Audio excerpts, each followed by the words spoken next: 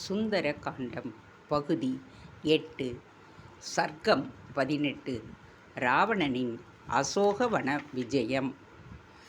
அந்த இரவின் பிற்பகுதியில் வேதகோஷம் மெல்லியதாக ஆரம்பித்து அதிகமாகிக் கொண்டே வந்தது. மங்கள வாத்தியங்களின் ஒலியில் புஜபல பராக்கிரமம் கொண்ட இலங்கேஸ்வரன் விழித்து கொண்டான். உடனே அழகி சீதையின் ஞாபகம் வந்தது. அவளை அப்பொழுதே பார்க்க வேண்டும் என்று புறப்பட்டு விட்டான். அவனோடு அவனது பிரியமான துணைவியரும் நடன நங்கையரும் ஏவலாளர்களும் கிளம்பினர். சிலர் நெடுக தீபங்களையும் தங்க கூஜாக்களில் மதுபானங்களையும் சுமந்து வந்தனர். சிலர் சாமரம் வீசினர். சிலர் உயர்ந்த ஆசனங்களை சுமந்து சென்றனர். சிலர் குடைப்பிடித்தனர். சிலருக்கு தூக்க கலக்கமே தெளியவில்லை. சந்தனமும் பன்னீரும் ஏந்தி வந்தார்கள் சிலர். பெண்களுடைய கார்ச்சதங்கைகளின் மதுரமான ஓசை சீராக எழும்பின. இத்தனை கோலாகலங்களுடன் அசோகவன வாசலில் ராவணன் பிரவேசிப்பதை கிளைகளின் மறைவிலிருந்து ஹனுமார் பார்த்தார். வெண்மையான அவனது உத்திரியம் நழுவ அதை இழுத்து விட்டு கொண்டு நடந்தான் இலங்காபதி. சீதையின் எதிரில் காமவசப்பட்டு நிற்கும் விஸ்ரவஸ் ரிஷியின் புதருடைய நடவடிக்கைகளை கவனிக்க ஆரம்பிக்க கீழ்கிளையில் இறங்கி மறைந்து கொண்டார் ஆஞ்சநேயர். சர்க்கம் 19 சீதையின் அச்சம். ராவணனின் காமுக வடிவைக் கண்ட ஜானகி சூறாவளி காற்றில் அலைக்கழிக்கப்படும் இளம் வாழைத்தண்டாய் நடுநடுங்கினாள். தொடைகளால் வயிற்றை மறைத்து கொண்டாள்.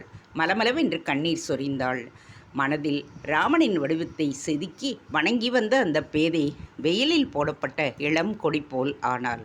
கேதுவால் பிடிக்கப்பட்ட ரோஹிணி நட்சத்திரம் போலவும் நல்ல ஆச்சாரமுள்ள தர்மிஷ்டர்களின் குலத்தில் பிறந்து ஹீனமான குலத்தில் திருமணம் செய்விக்கப்பட்டது போன்றும் யானை துழாவிய பொய்கை போன்றும் இருந்த மைத்திலியை ராவணன் கபட வார்த்தைகள் பேசி மயக்க பார்த்தான். அதனால் தன் அழிவையும் குலநாசத்தையும் தானே தேடிக்கொண்டான். சர்க்கம் 20 ராவணனின் பிதற்றல். கணவனையே தெய்வமாக நினைத்த சீதையை தனக்கு இணங்குமாறு மதுரமான வார்த்தைகளை கூறினான் ராவணன்.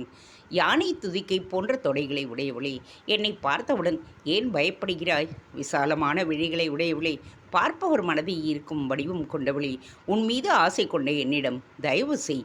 இங்கே உன்னை அச்சப்படுத்துபவர்கள் எவரேனும் உண்டா? சொல், அவர்களை அழித்து விடுகின்றேன். உங்கள் குலத்தில் ராட்சச விவாகம் சர்வசகஜமானது. உன்னை பலாத்காரமாக தூக்கி வந்தேன் என்று என் மீது அருவருப்படைவது நியாயமா?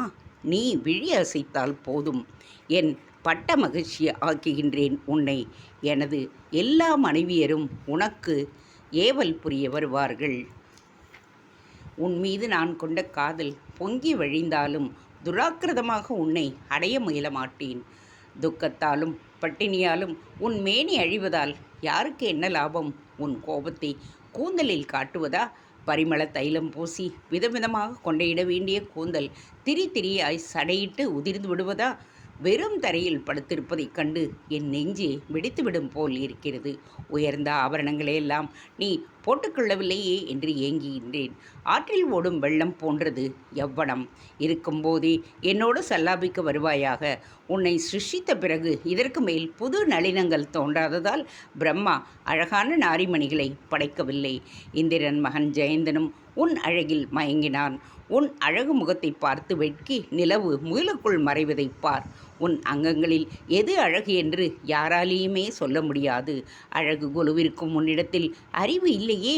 பெண்களுக்கு பிடிவாதமே முதல் எதிரி. நான் உன் அடிமையாக ஆயுள் முழுவதும் பாத பூஜை செய்வேன். பூமியோ பூமியில் உள்ள எந்த பொருளோ யாருக்கு வேண்டுமானாலும் தானமாக கொடு. உன் தந்தை ஜனகரை அடிக்கடி போய் பார்த்து வா, அல்லது இங்கேயே அழைத்து மகுடம் சூட்டலாம். நான் பலம், பராக்கிரமம், வீரம், தைரியம், வீரியம் எதில் குறைந்தவன் என்று எண்ணுகின்றாய்? நான் தேவர்களை வெற்றி கொண்டவன். நவக்கிரகங்களும் என் சிம்மாசனப்படிகள், என் செல்வங்கள், செல்வாக்கு இவற்றை சிந்தித்துப்பார். நாடு உன் தம்பிக்கே காட்டிற்கு போய் என்று ஒரு பெண் பேசிய பேச்சை மீற தைரியமின்றி நாடோடியாய் உன்னையும் அழைத்து கொண்டு காட்டுக்கு வந்து கல்லிலும் முள்ளிலும் உன்னை கஷ்டப்படுத்த ராமனையா இன்னும் நினைத்து உருகுகின்றாய்? ஒரு மாமாங்கமாய் காயும் கிழங்கும் புசிக்கத் தந்த ராமன் இங்கே. நெய்யும் பாலுமாய் தர காத்திருக்கும் இந்த ராவணேஸ்வரன் எங்கே? யார் உயர்ந்தவர் என்று உன் புத்திக்கு எட்டவில்லையா? அறுசுவை உணவு உண்டா? படுக்க மெத்தையும் சந்தனக்கட்டிலும் இருக்கின்றதா? நவநவமான பட்டாடைகள்தான் இருந்ததா? ஆண்டிகளைப் போன்று ஆகாரம், மரவுரி, மான் தோல், கட்டாந்தரையில் உறக்கம், இவனா உனக்கு பொருத்தமான துணை? ஜனகன் செய்த தவறு உன்னை கையாலாகாத ராமனிடம் கொடுத்து விட்டான்.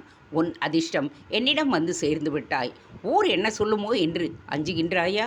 உனக்கு எதிராக யாரேனும் உதடை அசைத்தாலும் அதன் பின் அவர்களுக்கு சாப்பிட வாயிருக்காது. அச்சத்தை உதறி எறி. ராமன் இதற்குள் சிங்கம், புலி போன்ற கொடிய மிருகங்களுக்கு இரையாகிவிட்டிருப்பான். அப்படியே உயிரோடு இருந்தாலும் கடலை தாண்டி இங்கே வர முடியாது. பாம்பின் பாய் அகப்பட்ட தேரையும், கருடன் தூக்கிச் சென்ற நாகமும், யானை வாயில் அகப்பட்ட கரும்பும், பருந்தின் வாயிலுள்ள கோழி குஞ்சும், கொக்கு கொத்திய மீனும் மீண்டதாக கேட்டிருக்கின்றாயா? என்னிடம் உள்ள உன்னை இனி ராமன் அடைய நினைப்பது காணல் நீர்தான். நீ என்னை திட்டி பேசும்போது கூட உன் முத்துப்பல் போன்ற வரிசையை பார்த்து கோபப்படாமல் மயங்கித்தான் நிற்கின்றேன். உன்னை நினைத்து விட்டால் மயன் மகள் எனக்கு கசக்கின்றாள். என் பிரேமியை தனித்து உன் 10 ஜனங்களோடு இந்த போக பூமியை ராணியைப் போல் அனுபவி என்றான் ராவணன் ஆசையுடன். சர்க்கம் 21. சீதை ராவணனுக்குச் சொன்ன அறிவுரை. கொடூரமான ராவணனின் பேச்சை கேட்ட சீதை மிகுந்த வேதனையுடன் மெல்லிய குரலில் நடுங்கியபடி ஒரு துரும்பை கிள்ளி எதிரே போட்டு அதை பார்த்து, ராவணா, உன்னை நம்பி தங்களை ஒப்படைத்த உனது மனைவியரை எனக்கு அடிமையாக்குகிறேன் என்று சொல்வது மூடத்தனம். பிரம்ம ஞானிகளான விதேக வம்சத்தில் வளர்ந்து களங்கமற்ற சூரிய வம்சத்தில் வாழ்க்கைப்பட்டு இச்சுவாகு குலத்துலகளான ஸ்ரீராமச்சந்திரமூர்த்தியை மணந்து உயரிய நிலையில் இருக்கும் நான் பொன்னுக்கும் பட்டுக்கும் மயங்குவேன் என்று நினைப்பது பேதமை. உனது மனைவியரை பரபுருஷர்கள் பார்க்காதபடி காப்பாற்றுகின்றாயல்லவா? அதேபோல் பிறன் மனைவியரையும் காப்பாற்றுவது புருஷ தர்மம் மட்டுமல்ல, ராஜ தர்மமும் கூட. உன் மனைவியரை நீ இல்லாத வேளையில் தூக்கிச் சென்றால் நீ சும்மா இருப்பாயா? கோபம் கொண்டு சண்டைக்கு போவாயல்லவா? என் பிரபுவும் உன் திருட்டுத்தனத்தை சிட்சிக்க வருவார். சிற்றன்னை கைகேயியையும் பெற்ற தாயாக நினைத்தார் அவர்கள் வாக்கை மதித்து ராஜ்ய லாபத்தை தூசாக கருதி வனவாசம் வந்ததை கொச்சைப்படுத்தி பார்க்காதே. தகாத ஆசை கொண்ட இந்திரன் மகன் சரணடைந்தால் ஒரு கண்தான் போயிற்று. நீயும் என் பிரபுவிடம் என்னை ஒப்படைத்துவிட்டு மன்னிப்பு கேட்டுக்கொண்டால் பிழைத்து இருக்கலாம். இல்லையேல் குழத்தோடு அழிவாய். என் தந்தை ஜனகர் பேராசை கொண்டவர் அல்ல. அவருக்கு மிதிலையே அதிகம். பெண் வழியாக பாக்கியம் பெற நினைக்கும் பந்துக்கள் யாரும் எனக்கு கிடையாது. பரஸ்திரீகளிடம் ஆசை கொள்பவர்களின் ஆயுளும் ஐஸ்வர்யமும் கீர்த்தியும் நாசமாகும். அவனது துன்பங்கள் அமுத சுரபி ஆகிவிடும். கொள்ளி வைக்க பிள்ளைகளோ சகோதரர்களோ இருக்க மாட்டார்கள். மோட்சம் எட்டாக்கனியாகிவிடும். விபீஷ்ணன், அகம்பனன், மால்யவான் போன்ற நல்லோர்களின் அறிவுரையை உன் செவிகள் ஏற்று மூளைக்குச் சொல்லுவதில்லையா? பஞ்சமா பாதகங்களில் பரஸ்திரி இச்சையே மிகவும் கொடியதென்று சாஸ்திரங்கள் சொல்கின்றன. ஒருவன் மடிந்துவிட்டானே என்று பல உயிர்கள் துடிக்க வாழ்த்துவதுதான் பெருமை. அப்பாடா போய்விட்டான் என்று நீ இறந்தால் பலர் சந்தோஷப்பட